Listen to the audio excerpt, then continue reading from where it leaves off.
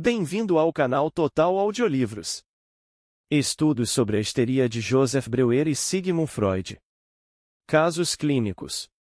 Caso 3. Miss Lucy R., 30 anos, Freud. No fim do ano de 1892, um colega conhecido meu encaminhou-me uma jovem que estava sendo tratada por ele de rinite supurativa cronicamente recorrente. Verificou-se em seguida que a obstinada persistência do problema da jovem se devia a uma cárie do osso etmoide. Ultimamente, ela se vinha queixando de alguns sintomas novos que o competente clínico não pôde mais continuar a atribuir a uma afecção local.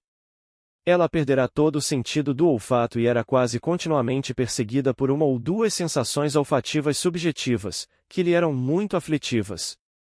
Além disso, estava desanimada e fatigada e se queixava de peso na cabeça, pouco apetite e perda de eficiência. A jovem, que vivia como governanta na casa do diretor-gerente de uma fábrica nos arredores de Viena, vinha visitar-me de vez em quando em meus horários de consulta. Era de nacionalidade inglesa.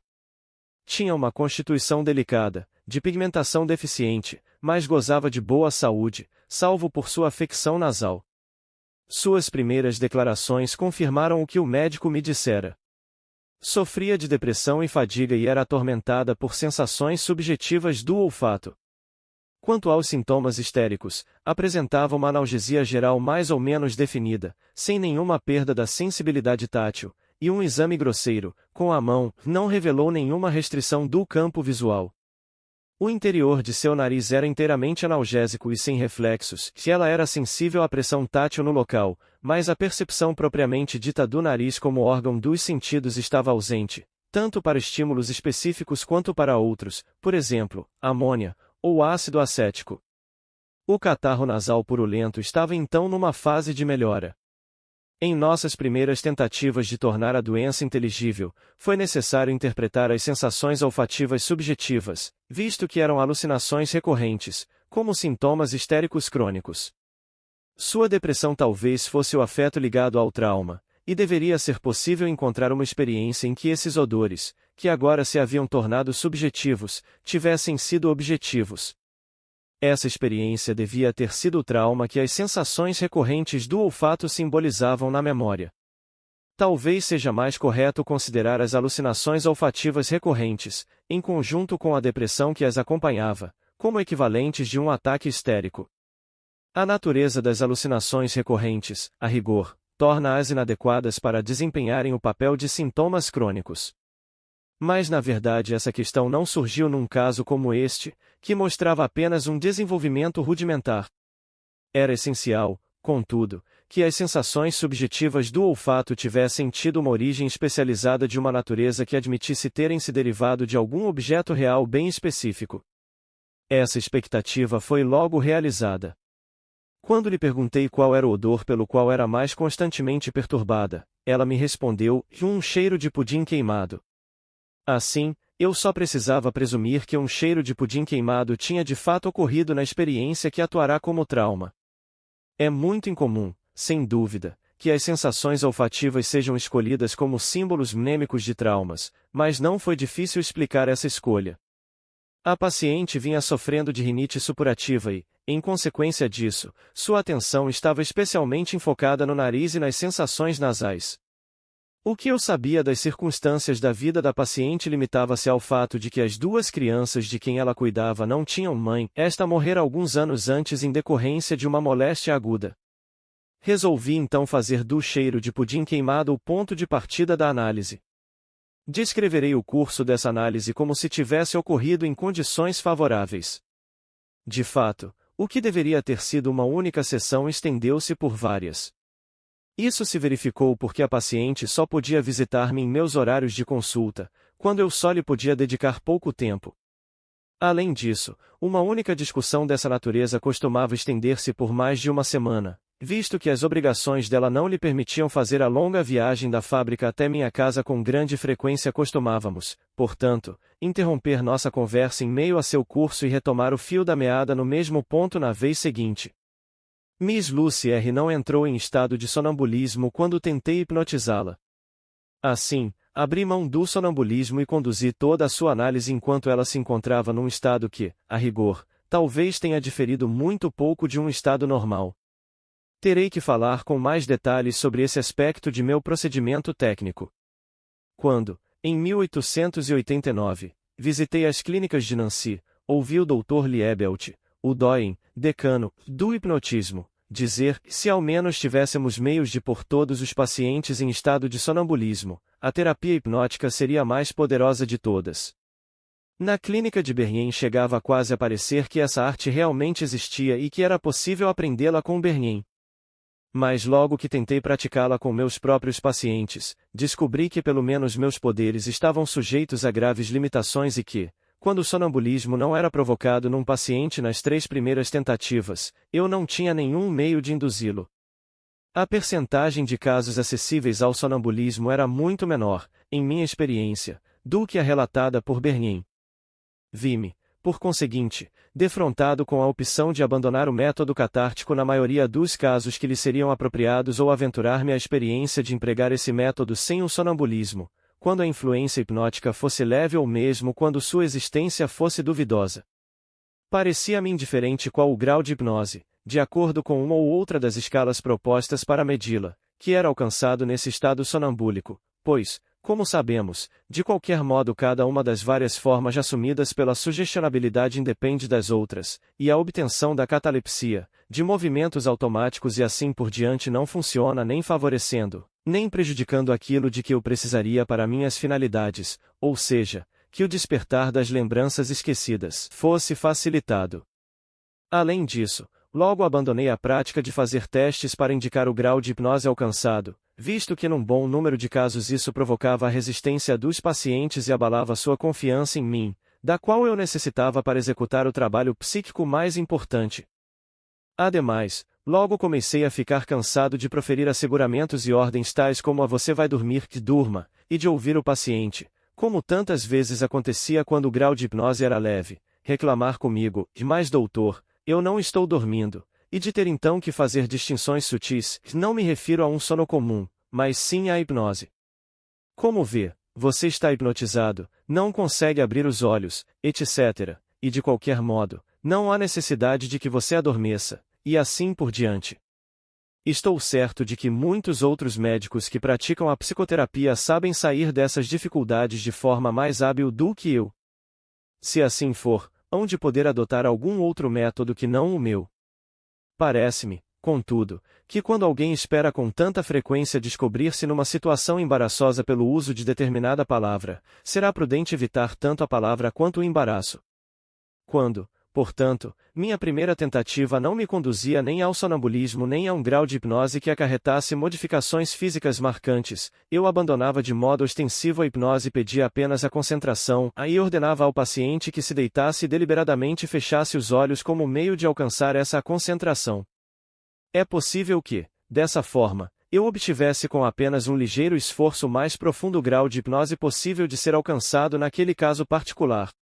Mas, ao abrir mão do sonambulismo, talvez me estivesse privando de uma precondição sem a qual o método catártico não parecia utilizável, pois esse método era claramente baseado na possibilidade de os pacientes, em seu estado alterado de consciência, terem acesso às lembranças e serem capazes de identificar ligações que não pareciam estar presentes em seu estado de consciência normal.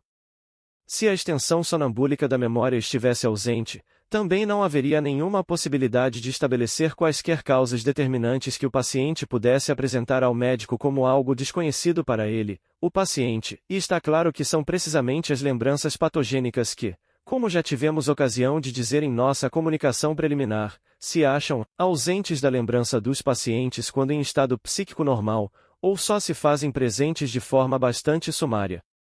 Poupei-me desse novo embaraço ao me lembrar de que eu próprio vira Bernheim dar provas de que as lembranças dos acontecimentos ocorridos durante o sonambulismo são apenas aparentemente esquecidas no estado de vigília, e podem ser revividas por meio de uma ordem delicada e de uma pressão com a mão, destinada a indicar um estado diferente de consciência.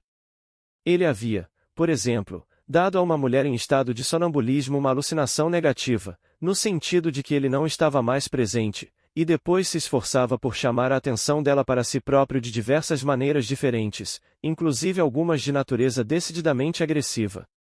Não teve sucesso. Depois de ela ser despertada, ele lhe pediu que contasse o que lhe fizera enquanto ela achava que ele não estava mais lá.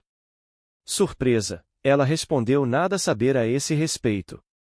Mas ele não aceitou essa resposta, insistindo em que ela podia recordar-se de tudo, e pôs a mão em sua testa a fim de ajudá-la a lembrar-se. E vejam só. Ela acabou por descrever tudo o que aparentemente não havia percebido durante o sonambulismo e aparentemente não havia recordado no estado de vigília. Essa surpreendente e instrutiva experiência me serviu de modelo. Resolvi partir do pressuposto de que meus pacientes sabiam tudo o que tinha qualquer significado patogênico e que se tratava apenas de uma questão de obrigá-los a comunicá-lo.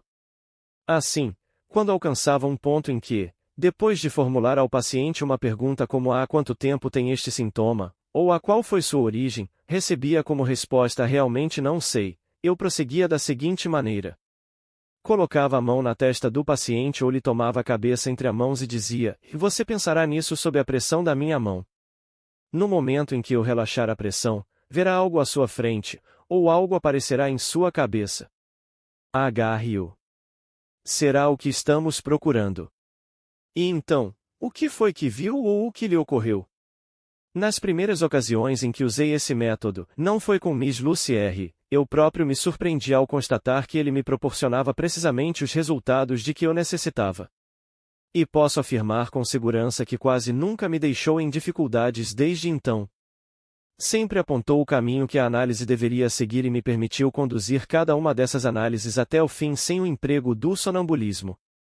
Afinal fiquei tão confiante que, quando os pacientes respondiam a não vejo nada ou a nada me ocorreu, podia descartar essa afirmação como uma impossibilidade e assegurar-lhes que por certo haviam ficado conscientes do que se desejava, mas se recusavam a acreditar que fosse aquilo e o rejeitavam. Dizia-lhes que estava pronto a repetir o método quantas vezes desejassem e que eles viriam a mesma coisa todas as vezes. Invariavelmente, eu tinha razão. Os pacientes ainda não tinham aprendido a relaxar sua faculdade crítica. Haviam rejeitado a lembrança que surgira ou a ideia que lhes tinha ocorrido, sob a alegação de que não servia e era uma interrupção irrelevante. E depois que a relatavam a mim, ela sempre revelava ser aquilo que se desejava. Às vezes, quando após 3 ou 4 pressões eu tinha por fim extraído a informação, o paciente replicava, e aliás, eu de fato já sabia disso desde a primeira vez, mas era justamente o que eu não queria dizer, ou então, eu tinha esperança de que não fosse isso. Era trabalhosa essa questão de ampliar o que se supunha ser uma consciência limitada, muito mais trabalhosa, pelo menos, do que uma investigação durante o sonambulismo. Não obstante, tornou-se independente do sonambulismo e me proporcionou uma compreensão dos motivos que muitas vezes determinam o esquecimento das lembranças. Posso afirmar que esse esquecimento é muitas vezes intencional e desejado, e seu êxito nunca é mais do que aparente. Achei ainda mais surpreendente, talvez, que pelo mesmo método fosse possível fazer retornar em números e datas que, a um exame superficial, há muito tinham sido esquecidos, e assim revelar como a memória pode ser inesperadamente precisa. O fato de, ao procurarmos números e datas, nossa escolha ser tão limitada permite-nos chamar em nosso auxílio uma proposição que nos é familiar a partir da teoria da afasia, ou seja, que reconhecer alguma coisa é uma tarefa mais leve para a memória do que pensar nela espontaneamente. Assim, quando o paciente é incapaz de recordar-se do ano, mês ou dia em que um fato particular ocorreu, podemos repetir-lhe os números dos anos possivelmente relevantes, os nomes dos 12 meses e os 31 números dos dias do mês, assegurando-lhe que, quando chegarmos ao número certo, ou ao nome certo, seus olhos se abrirão por sua livre vontade ou ele sentirá qual é o certo. Na grande maioria dos casos, de fato o paciente se decide por uma data particular. Com grande frequência, como no caso da Sra. Caecily M., é possível comprovar, por documentos do período em questão, que a data foi reconhecida de forma correta, enquanto em outros casos e em outras ocasiões a indiscutível exatidão da data escolhida pode ser inferida pelo contexto dos fatos recordados. Por exemplo, depois que uma paciente teve sua atenção atraída para a data a que se tinha chegado por esse método de contagem, ela disse, ora, esse é o aniversário do meu pai, e acrescentou, e é claro. Foi por ser aniversário dele que eu estava esperando o acontecimento de que estávamos falando. Aqui, só de passagem posso tocar nesse tema. A conclusão que extraí de todas essas observações foi que as experiências que desempenharam um papel patogênico importante, junto com todos os seus concomitantes secundários, são retidas com exatidão na memória do paciente, mesmo quando parecem ter sido esquecidas, quando ele é incapaz de relembrá-las. Após essa longa mas inevitável digressão, voltarei ao caso de Miss Lucy R. Como disse, portanto, minhas tentativas de hipnose com ela não produziram o sonambulismo. Ela simplesmente ficava deitada, quieta, num estado acessível a um discreto grau de influência, com os olhos fechados o tempo todo, as feições um pouco rígidas e sem mexer nem as mãos nem os pés. Perguntei-lhe se conseguia lembrar-se da ocasião em que sentirá pela primeira vez o cheiro de pudim queimado. Ah, sim, sei exatamente. Foi há uns 2 meses, 2 dias antes do meu aniversário.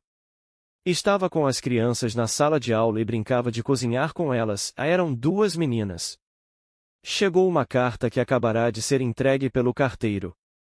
Vi pelo carimbo postal e pela letra que era da minha mãe, em Glasgow, e queria abri-la e lê-la, mas as crianças se precipitaram sobre mim, arrancaram a carta de minhas mãos e gritaram: "Não, você não vai ler agora. Deve ser pelo seu aniversário, vamos guardar a carta para você." Enquanto as crianças faziam essa brincadeira comigo, houve de repente um cheiro forte. Elas haviam esquecido o pudim que estavam assando, e ele estava queimando. Desde então tenho sido perseguida pelo cheiro, que está sempre presente e fica mais forte quando estou agitada. Você vê essa cena com nitidez diante de seus olhos? Em tamanho natural, exatamente como a experimentei. Que poderia haver a respeito dela que fosse tão perturbador? Fiquei emocionada porque as crianças foram muito afetuosas comigo. E não o eram sempre? Sim, mas justamente quando recebi a carta de minha mãe. Não compreendo por que há um contraste entre a afeição das crianças e a carta de sua mãe, pois é o que você parece estar sugerindo. Eu estava pretendendo voltar para a casa de minha mãe, e pensar em deixar aquelas crianças queridas me deixava muito triste. Qual é o problema com sua mãe? Tem se sentido sozinha e mandou buscar você? Ou estava doente na ocasião, e você esperava notícias dela? Não, ela não é muito forte, mas não está exatamente doente, e tem alguém que lhe faz companhia. Então por que você precisava deixar as crianças? Não podia mais suportar ficar naquela casa. A empregada, a cozinheira e a governanta francesa pareciam pensar que eu me estava colocando acima do meu lugar.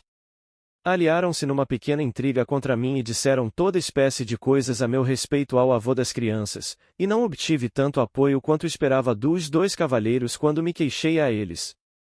Assim, notifiquei o diretor, o pai das crianças, de que pretendia ir embora. Ele respondeu de maneira muito amável que seria melhor eu pensar mais sobre o assunto durante umas 2 ou 3 semanas, antes de dar-lhe minha decisão final. Eu estava nessa situação de incerteza na época e achava que iria deixar a casa, mas acabei ficando. Havia algo em particular, afora a afeição delas por você, que a ligasse às crianças? Havia.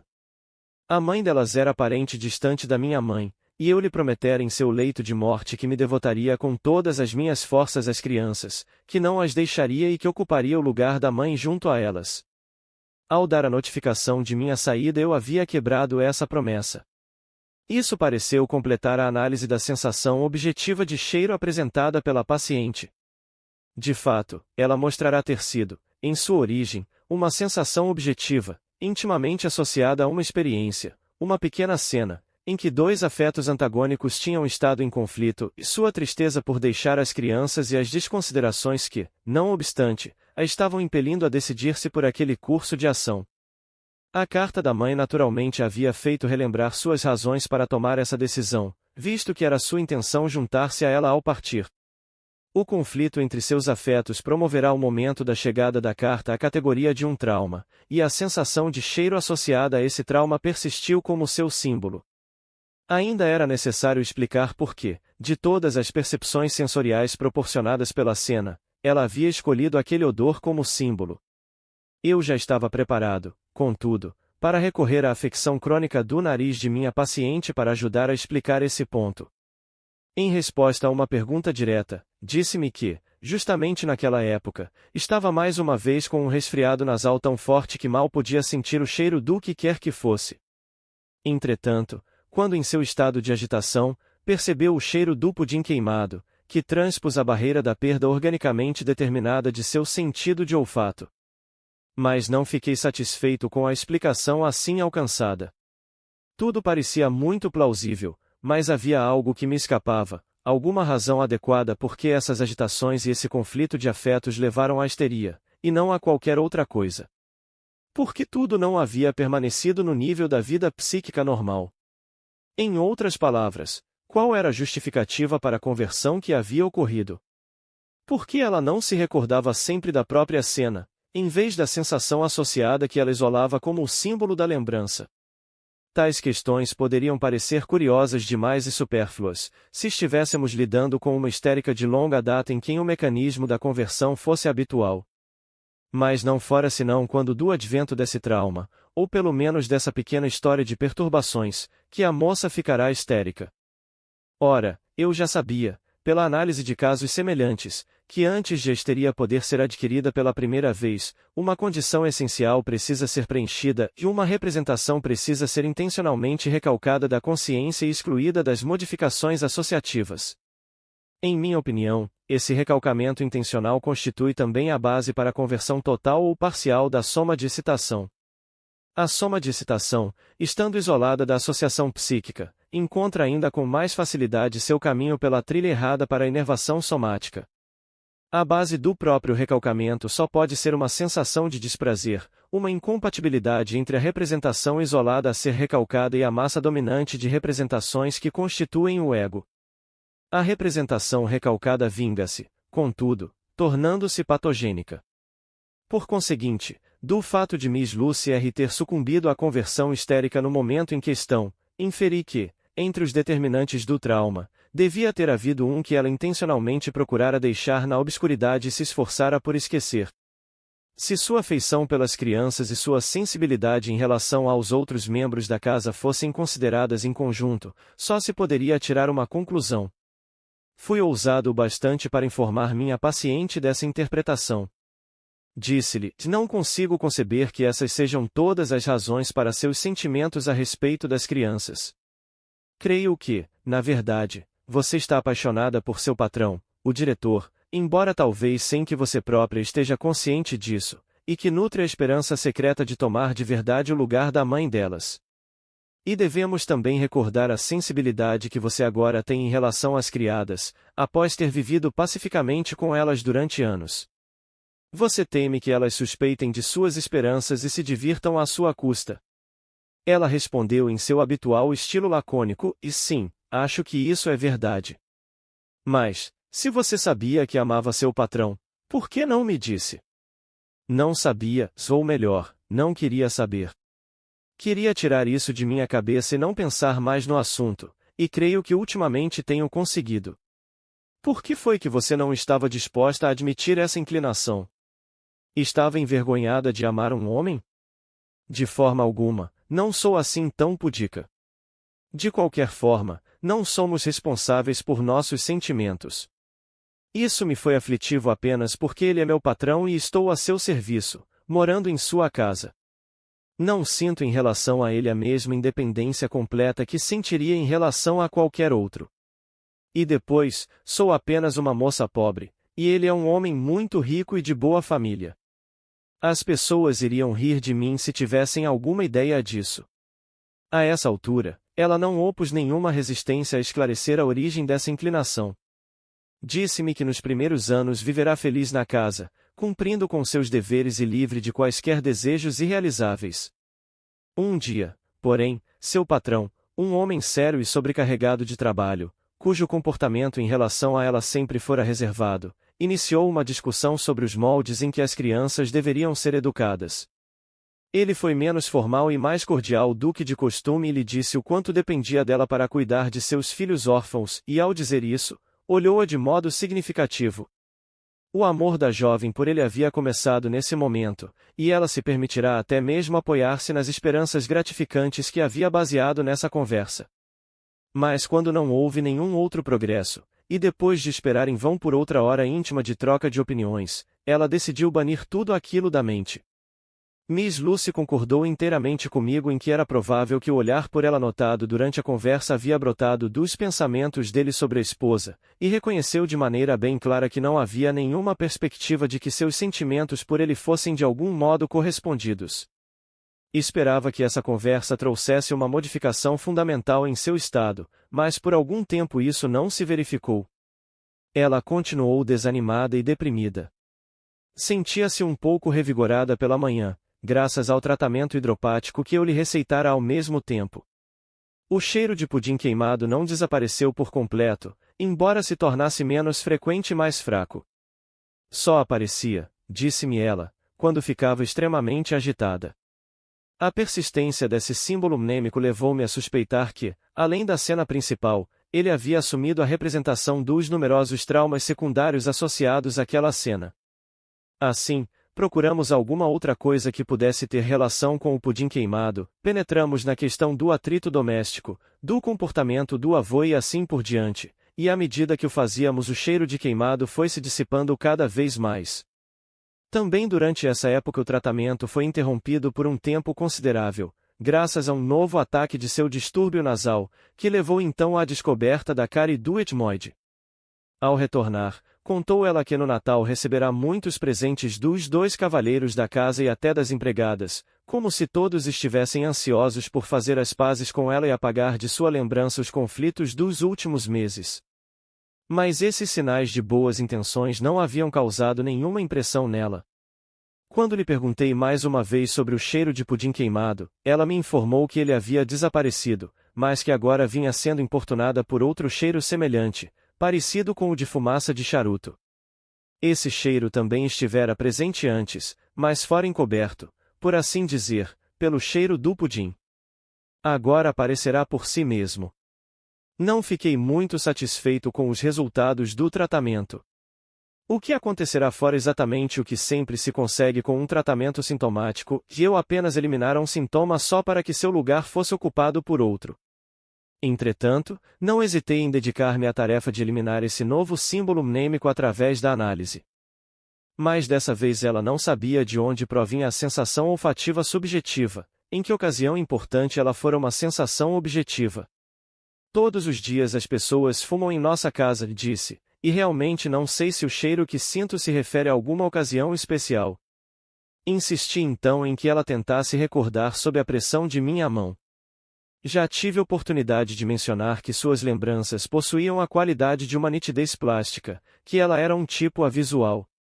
E de fato, por insistência minha, um quadro surgiu gradativamente diante dela, a princípio de maneira hesitante e fragmentada.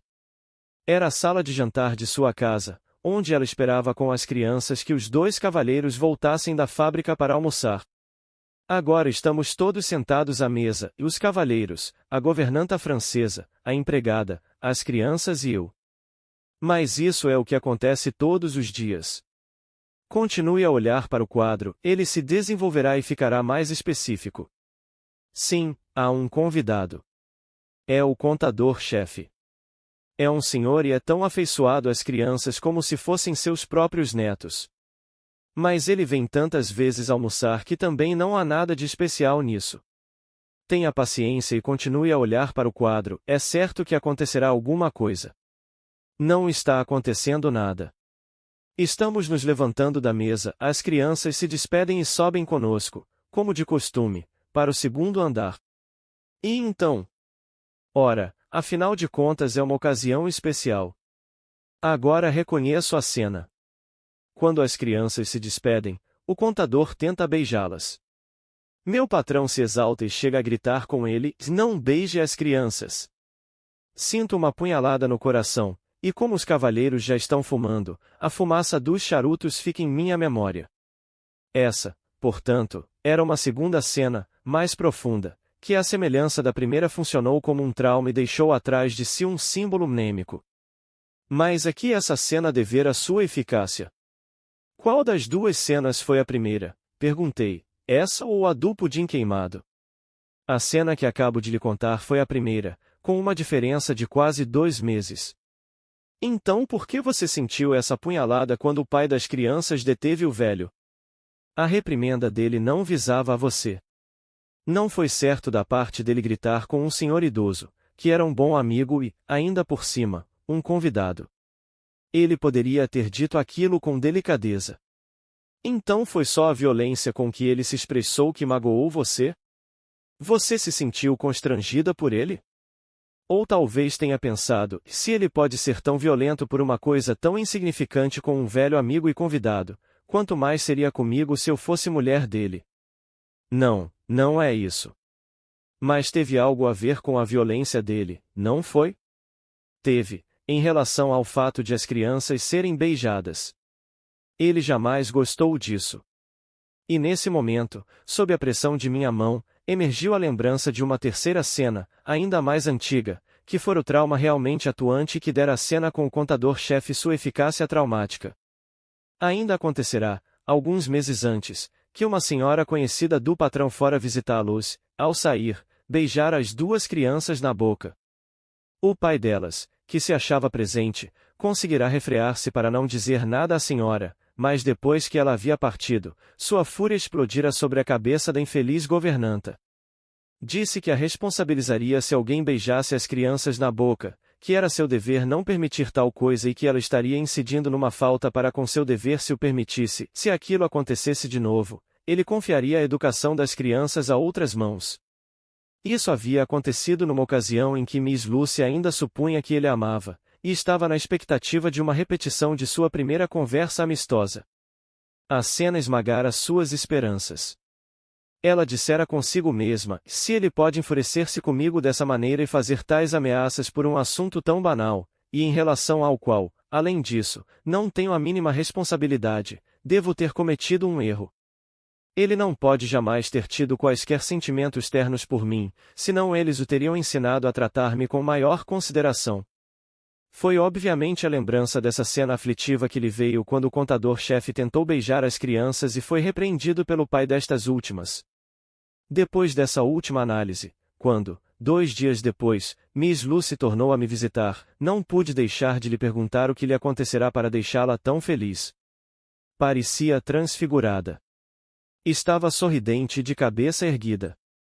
Pensei por um momento que, afinal de contas, eu estava errado sobre a situação e a governanta das crianças tinha ficado noiva do diretor.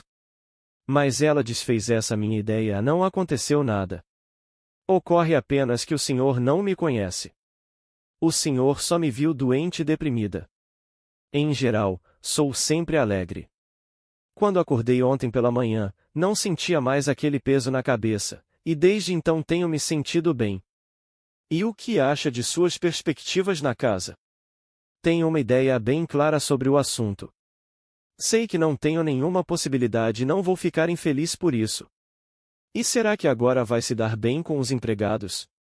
Acho que minha própria sensibilidade exagerada foi a responsável pela maior parte do que aconteceu. E você ainda está apaixonada por seu patrão? Sim, é claro que estou, mas isso não faz nenhuma diferença. Afinal, posso guardar comigo meus próprios pensamentos e sentimentos. Examinei-lhe então o nariz e verifiquei que sua sensibilidade à dor e sua excitabilidade reflexa tinham sido quase inteiramente restauradas. Ela também conseguia distinguir os odores, embora com insegurança e apenas se fossem fortes.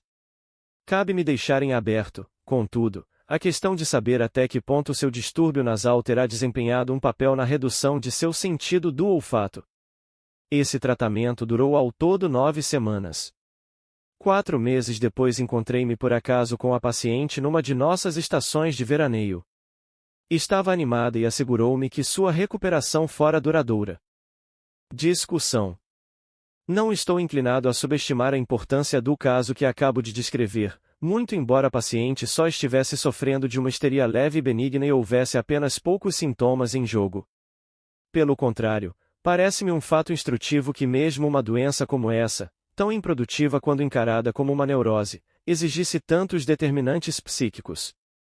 Na realidade, quando considero esse caso clínico mais detidamente, fico tentado a vê-lo como um modelo exemplar de um tipo particular de histeria, ou seja, a forma dessa moléstia que pode ser contraída mesmo por uma pessoa de boa hereditariedade, como resultado de experiências apropriadas. Deve-se compreender que não me refiro, com isso, a uma histeria independente de qualquer predisposição já existente. É provável que tal histeria não exista. Mas só reconhecemos uma predisposição dessa natureza numa pessoa depois que ela se torna de fato histérica, pois antes disso não há provas da sua existência. A predisposição neuropática, tal como genericamente compreendida, é diferente. Já está marcada, antes da instalação da doença, pelo quantum da contaminação hereditária do sujeito ou pela soma de suas anormalidades psíquicas individuais. Até onde vão minhas informações, não havia em Miss Lucy R nenhum traço de qualquer desses fatores. Sua histeria, portanto, pode ser descrita como adquirida, e não pressupus nada além da posse do que é, provavelmente, uma tendência muito difundida, a tendência para adquirir a histeria. Ainda não temos quase nenhuma ideia de quais possam ser as características dessa tendência. Nos casos dessa espécie, contudo, a ênfase principal recai na natureza do trauma, embora, é claro, considerada em conjunto com a reação do sujeito ao mesmo. Para a aquisição da histeria, vem a ser um sine qua non o desenvolvimento de uma incompatibilidade entre o ego e alguma ideia a ele apresentada. Espero ter a possibilidade de indicar, em outro texto, como diferentes perturbações neuróticas emergem dos diversos métodos adotados pelo ego para escapar a essa incompatibilidade.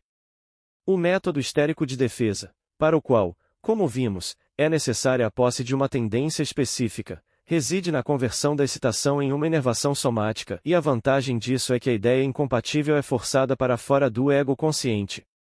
Em troca, essa consciência guarda então a reminiscência física surgida por meio da conversão, em nosso caso, as sensações subjetivas de olfato da paciente, e sofre por causa do afeto que se acha de forma mais ou menos clara ligado precisamente àquela reminiscência. A situação assim provocada passa então a não ser suscetível de modificação, pois a incompatibilidade que teria exigido uma eliminação do afeto não existe mais, graças ao recalque e à conversão.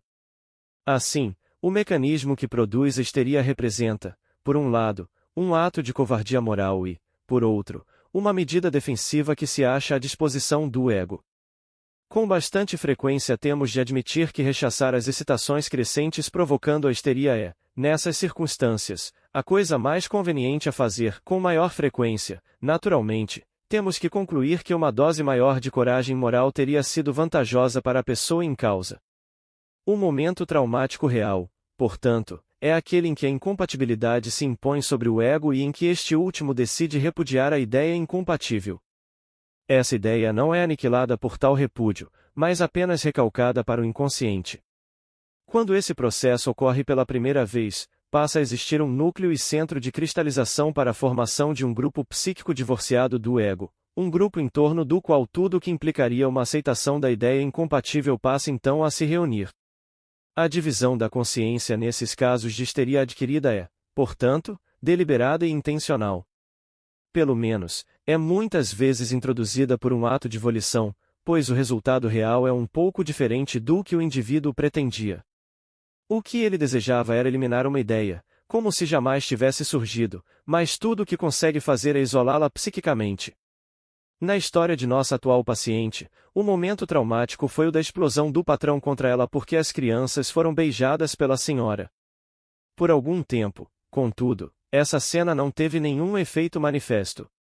Pode ser que a hipersensibilidade e o desânimo da paciente tenham começando a partir dela, mas não posso afirmá-lo. Seus sintomas histéricos só começaram depois, em momentos que podem ser descritos como auxiliares. O traço característico do momento auxiliar é, creio eu, que os dois grupos psíquicos divididos convergem temporariamente para ele, como fazem na consciência ampliada que ocorre no sonambulismo. No caso de Miss Lucy R., o primeiro dos momentos auxiliares, no qual ocorreu a conversão, foi a cena à mesa, quando o contador-chefe tentou beijar as crianças. Aqui a lembrança traumática estava desempenhando um papel, e a paciente não se comportou como se tivesse livrado de tudo o que se relacionava com sua dedicação ao patrão. Na história de outros casos, esses diferentes momentos coincidem, a conversão ocorre como efeito imediato do trauma. O segundo momento auxiliar repetiu o mecanismo do primeiro de forma quase exata. Uma impressão poderosa reagrupou temporariamente a consciência da paciente, e a conversão mais uma vez seguiu a trilha que se abrirá na primeira ocasião. É interessante notar que o segundo sintoma a se desenvolver camuflou o primeiro, de modo que este só foi percebido com clareza quando o segundo foi retirado do caminho. Também me parece que vale a pena fazer uma observação sobre o curso inverso que teve de ser seguido também pela análise. Tive a mesma experiência num grande número de casos. Os sintomas surgidos posteriormente camuflaram os primeiros, e a chave de toda a situação estava apenas no último sintoma a ser alcançado pela análise. O processo terapêutico, neste caso, consistiu em compelir o grupo psíquico que fora dividido a se reunir mais uma vez com a consciência do ego. Estranhamente, o êxito não acompanhou para e passo o volume de trabalho realizado. Foi só quando a última tarefa foi concluída que de repente ocorreu a recuperação. Obrigado por visitar o canal Total Audiolivros.